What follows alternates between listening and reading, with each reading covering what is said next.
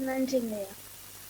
Be blessed by the divine, be blessed by the divine, be blessed by the divine. May Guru's blessings help us successfully complete today's session. Good evening, all. Today we shall be further discussing about what we had previously discussed, that is, philosophy of life. In the earlier classes, we had seen what actually problem is, or how problems arise, and how to solve them, or why do only humans get the problems, and so much more. We had also discussed about realization of nature, that is expansion of mind, what actually nature is, and the link between science, technology, and nature. Today, we shall further move on and look after the 12 principles of life that Maharishi has given us. Maharishi says that both material satisfaction and intellectual perfection are important for a man.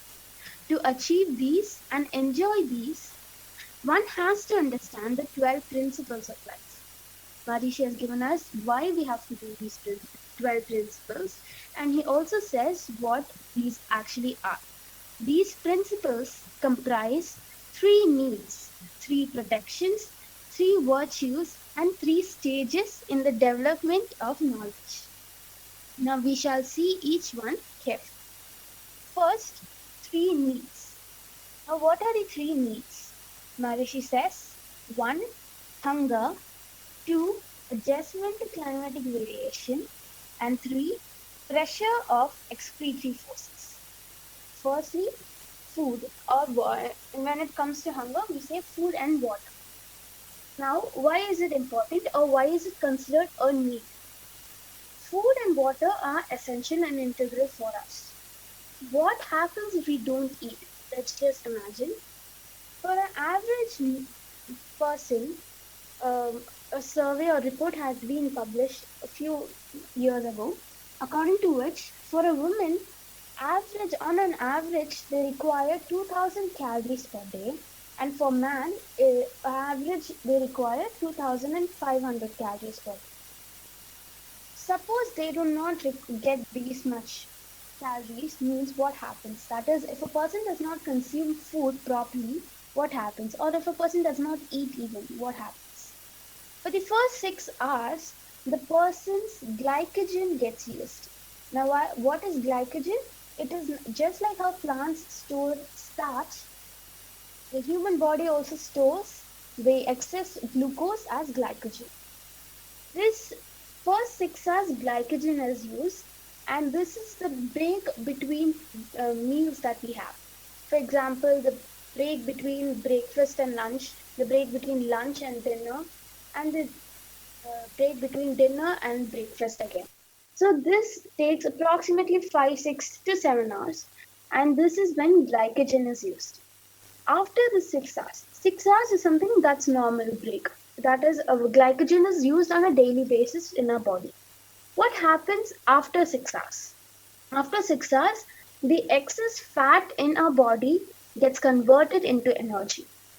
What actually this is? After 6 hours, maybe we skipped a meal, maybe we didn't have lunch, we didn't have breakfast. What happens is the excess fat present in our body gets converted into energy. And this happens when a person fasts. And if we also notice, if a person fasts for more, like almost a week, like 5 to 6 days a week, then we see they always have a fit physique. That is because since they do not eat almost 6 days or 5 to 6 days a week, that is, they do not consume food for more than 6-7 hours, their fat gets consumed, and hence they have a proper physique. These both are somewhat acceptable. Now, what happens after this? After 72 hours of not having food, that is when actually the problem starts. So up to 72 hours, a person can avoid food. But after that, the person's protein starts to be broken down and converted into energy. That is, the muscle tissues gets converted into energy. Or in other words, we can also imagine it to be our body eating itself. So this is dangerous. That is, after 72 hours of not having food becomes dangerous for us. That can even result up to heart attacks. So it is better that we do not avoid food as such, but also have proper um, breaks or whatever required in a correct quantity. Food should be consumed in correct quantity. When it comes similarly, it also applies for fluids as well. For fluids, if we take, a person can live without having fluids for up to 10 days. Then after that, the person definitely is going to be tired and eventually die. If a person overeats, what happens? If the person even does not even give the 6 hours break, what happens? That's when a person starts to overeat, and there's imbalance in hormones, there's mental decline, there's obesity, there's diabetes, and so many other medical conditions. So we can say food and water is definitely essential for human being. Not just human being, but just every living organism requires some sort of food and energy. Now, there's one more thing that a human mostly does. That is, a person wants to eat something, earns to eat something, he wants something, but he does not consume. That becomes even worse, actually. This actually happened a lot in my life as well, wherein whenever we go on road trips, my father can easily relate to this as well. Whenever we go to road trips and we stop at the gas stations, and I always like to have the hot chocolates there. But my father does not allow. We're saying it has so many additives and preservatives and so many other things that are not required for the body. So he denies. But my mother somewhat agrees with. So whenever I ask her why, she says that if I was not given the drink, if I was not given the hot chocolate, I would have stayed angry or not very interested in the whole trip, and I would have even ruined the entire trip. That is yearning for something that I want, but I'm not getting it, so I get worried. This is just a simple situation, but even if you see in higher levels, this problem is a major problem behind so many psychological problems, so many other mentally affected people also suffer from some simple problems that lead to severe conditions. So it is important, if we like something, if we want something, just eat it. There's no problem. Even if a person is on diet and wants to eat some carbs, it's okay. Just for a day, it can be considered a cheat day. But just finish off and remove and rub off the memory from the mind, so that you don't rely on that. You don't put pressure on yourself. So having food and water in the right quantity, right time, in the right manner is also very important. For this, Maharishi has given food limit and method in food. Next, secondly, our second need is adjustment to climatic variations. Now, what is this? There are climates depend or vary from summers, winters, monsoons, and so many other autumns, springs, etc. Now we have to protect ourselves from this. Climatic variations, to protect us from climatic variations, we require proper clothing, proper shelter. When it comes to shelter, it is something that we have to actually be concerned about, we have to look after properly. When it comes to shelter, some people may think of mansions, large villas, unnecessary big houses, which is actually, as said, unnecessary. Something that is within our financial ability, something that is appropriate for our family size and appropriate for what we do in life. For a person who works from home, like an entrepreneur, a person requires a much bigger space. But if a person works almost 24/7 just in the office, then a small studio would also do. Similarly, it depends on family sizes. So whatever we do in terms of shelter should be appropriate according to our situations, according to whom we have to accompany us, and our other aspects of life. When it comes to clothing, again, financial ability is something we have to look after, and it should be modest and appropriate. It should be done according to the weather, according to what is needed. Summers means proper clothes, winters means proper sweaters or mufflers or whatever required, depending upon the country we live in. Some countries have extreme winters, some countries have extreme summers. So depending on that, we need proper appropriate clothing. Similarly, monsoon means raincoats, boots, etc. So having this climatic adaptation to climatic variation is also a necessary thing that not just human but every living organism requires. Thirdly, it is the pressure of excretory forces. Now what is this? Excretory, if we do not excrete the unwanted things from our body, that not only affects our digestive system or our excretory system, but it affects our whole body. If you see, if we do not remove our fecal as properly as every day, then our large intestines starts to enlarge in order to store the excess fecal. What happens then is the large intestines grow up to a level that it can even damage other organs, it can occupy the spaces of other organs, and it can lead to severe conditions, medical conditions that can even lead to death. Another problem is here, if we store something that's unwanted in our body, it becomes a toxin. So whatever is something not required, the metabolic waste that should be excreted but not excreted, will lead to it mixing with the blood and cause creation of toxin, and so many again medical conditions that can be easily avoided. Another thing that we also see when it comes to proper excretory system or excretion, that is, we have to maintain hygiene and cleanliness. This is not something just a personal hygiene, but also affects the society tremendously. For example, in various rural areas or underdeveloped areas wherein proper awareness is not created, even it can lead to attraction of various microbes, causing various diseases to spread and loss of lives and death. So it is important that we properly perform all these needs, since this is not just needs but essential for our lives. If you see, all these things are something that both human and other living beings share in common. After needs, Maharishi says 3 protections. Now what are these 3 protections? First, protection from natural disasters. Second, protection from enmity of other living beings. And third, protection from accidents. Now, natural disasters include cyclones, floods, as many people know, tsunamis, etc. Enmity means even comes even sometimes to humans. So a human may be jealous of another person or may be angry with another person to a certain level that they actually even harm the other person's life. And our animals include hunting, that is, if we live in a forest, what happens? We cannot be sure, we cannot predict what could happen. That is enmity of other living beings. So it is important that we protect and help us live in the society, fulfill our purpose of birth, and merge with Almighty.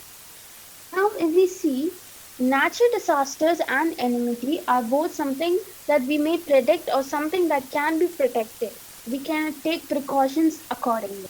If it is a natural disaster, definitely it will be on news, it will be announced before its arrival to the people by the government or weather predictors. So it is important that we actually take precautions and help and protect ourselves. But when it comes to accidents, that is something unpredictable. We cannot predict when we are going to get into a problem or accident or something else. So this can be protected, or we can protect ourselves through vibrations and auras. That here Maharishi has given us in Vedatyam the divine protection. Or you can even say blessings. By blessings, we can protect us from accidents or just anything. Maharishi has given us the divine protection, saying, "May the divine power protect us, guide us, and lead us day and night, at all times, at all places, and in all our activities." Saying this actually helps us create a vibration around us that actually protects us from any problem that may arise from external sources. Now, these are the needs and protections. Now, if we see or analyze, actually, for animals, these protections and needs are sufficient. Maharishi says, living beings other than man having nothing else to ask for if the three natural needs and protections are taken care of and provided. That is, animals require, or animals and other living beings require only protections and needs. If they are given and provided with protections and needs, they do not ask for anything. And only human are the people, human beings are the ones who are obliged to do three virtues and three stages of of knowledge development. Why is it? If we see, take for example, a cow. If a cow wants to eat, it just takes grass, it eats it as it is. If it is a tiger, it hunts and eats the meat as it is. But how do we eat? In other words, we can also say the animals use the natural resources as they are. But for man, even vegetables, we do not many people eat it raw. We cut them, we steam them, we boil them, we season them. We do something before we actually consume it.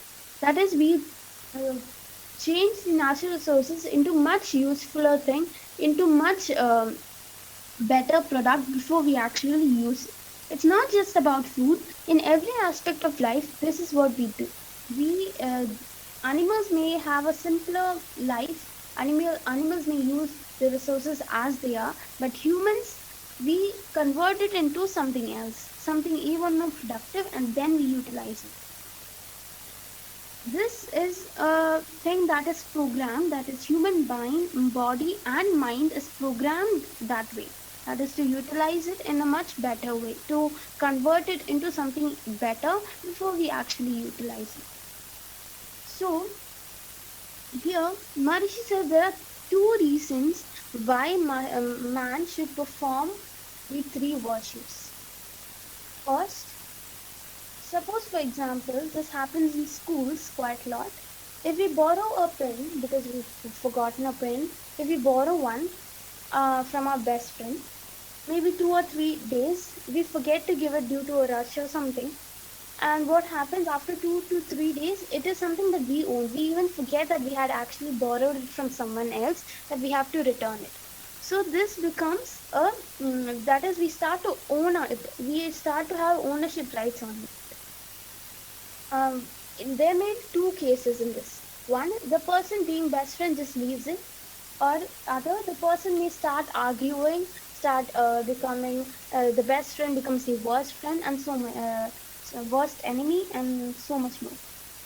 So, if we think about this, what do? We use the natural resources. That means human beings being having the ability or to think and create, people start to have thinking that it is something they own. Natural resources are something they own, and they start to own it. When they do, just imagine if we were in the second case, how angry the nature should be. It is not just one person borrowing something from it. It is the entire world, the entire human population borrowing, taking it from the nature and having their own ownership rights on it.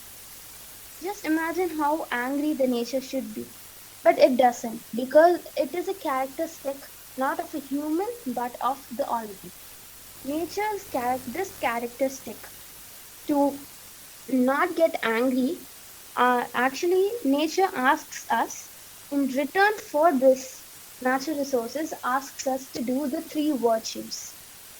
Another reason is we live in a society, so no person can live independently.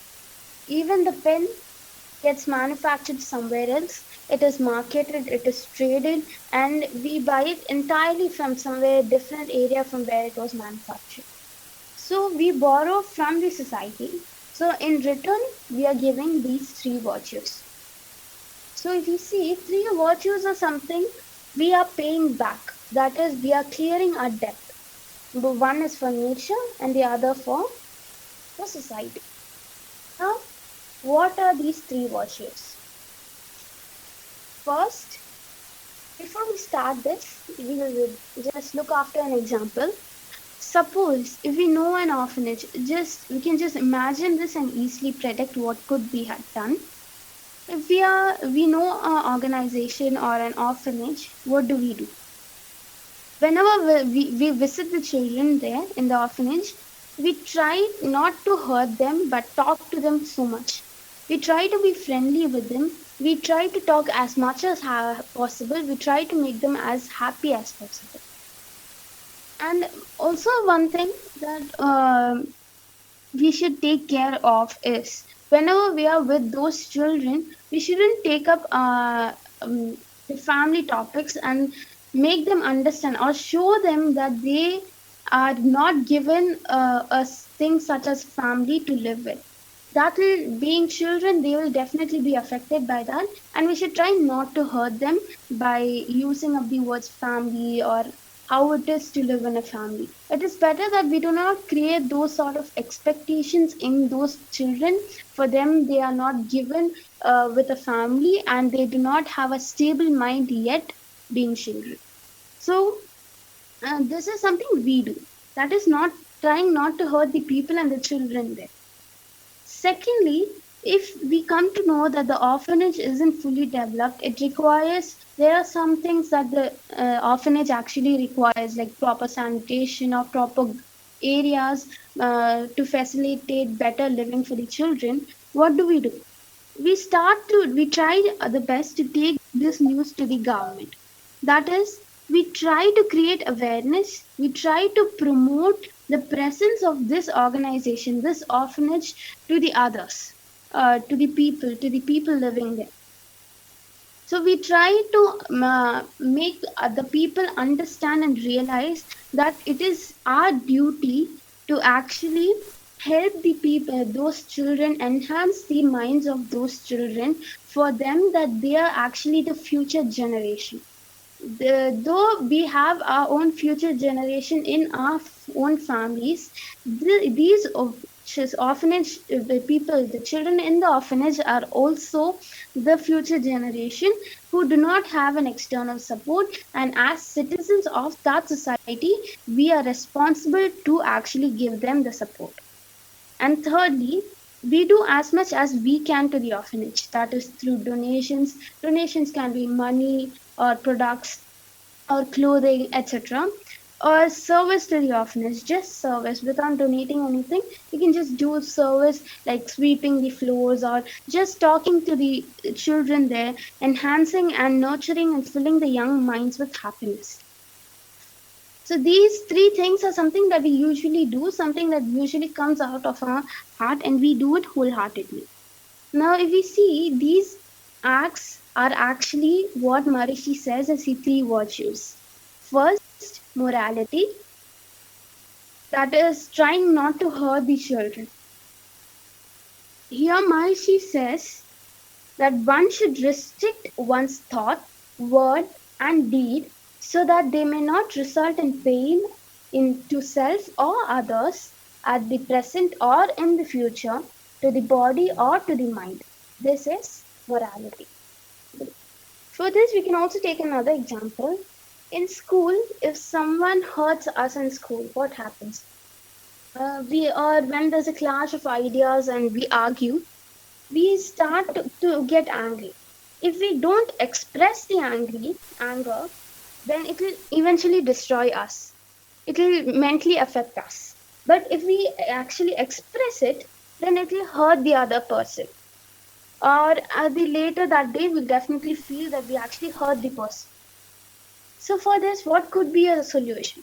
A simple solution could be just to forgive and forget. Or if it is something serious, to talk about and rub off the misunderstanding. Just remove the misunderstanding by talking to them, actually trying to make them understand our perspective and being patient enough to understand their perspective. This can easily be a solution for this problem. This is what actually is morality. That is trying not to hurt them or not trying to hurt ourselves either. Maharishi has given us this in the twofold moral culture. It states, I, in my life, will not cause any sufferings to the body or mind of any person. I will strive to remove the miseries of others to the extent possible. This not only means that I will not cause harm to them, but also help them or try to remove the miseries in them. This is something that can be applied to any problem actually, not just a simple it cannot be restricted to it can be only helped to solve complex problems, or it can be helped to resolve only easy problems. Anything in any aspect of life, if there's a problem, if there's two choices, definitely morality is something that can be applied and the right solution can be found. That is not to hurt others or not to hurt ourselves as well. Secondly, it is duty. Since when we came to know that the orphanage wasn't fully developed, we brought it to the government. We took the as a responsible citizen, we took the responsibility to actually promote it to the people, to actually make the people understand and realize what their duty is. We've already discussed about that in various classes as well, that we are a part of society. We've been what we are what today because of the society. So it is important to pay off as a sense of gratitude is what we call duty. Here, Maharishi says duty as one individual should return the dues he owes to the society through his labor and love. Only then will prosperity, harmony, and peace be maintained in the society. This return of dues to society, by the way, can be done either by labor or love. It does not always have to be in a money or something. It can also be through love, is what Maharishi says. For example, if we take the clothing we wear now, it comes from so many hard work of so many people. Now, in order to pay back the debt, what we should do, we should work for the country's economy, increase its standard in the international market, and so much more. But is this just enough? That being moral, being ethical, and doing our duty properly, is that just enough? The answer is definitely no. Then what else should we do? For whom should we do? That is the third virtue, morality. What is morality? Because orphans, invalids, the aged, and the sick need the people of help of others, the needs of these people can only be fulfilled by charity of others. Just as we said in the example of the orphanage, doing as much as we can in terms of donations, in terms of intellectual speeches, in terms of just nurturing and filling the young minds with happiness is enough and sufficient in terms of charity. So these things, these three virtues are something that has to be done. Being a human being, it is something that we have to do wholeheartedly. That is important, not just for the sake of doing it, but doing it wholeheartedly. Now, so as we discussed today, needs and protections. Why should we do needs and protections? Why should we look after our needs and protections? It will not cause trouble for others because we are self-sufficient. We do not cause trouble for others, and hence, if we do not cause any trouble for others, it means we eventually try to reduce the amount of sins that we actually perform. That decreases our karma. And when we perform these three virtues wholeheartedly, it starts to cleanse ourselves. It cleanses our soul. If we cleanse our soul, it is the initial steps of actually fulfilling our purpose purpose of our birth. What is the purpose of our birth? To merge with Almighty. So, by actually making sure that we have all the needs and we are well protected, and by following and doing these three virtues, we can actually fulfill our purpose of birth and merge with Almighty. And with this, we shall end today's English session. Thank you all for so patiently listening all this while. And it is a great opportunity, so I would like to thank all the people behind providing me this opportunity. Thank you so much. Be blessed by the divine. Be blessed by the divine. Be blessed by the divine.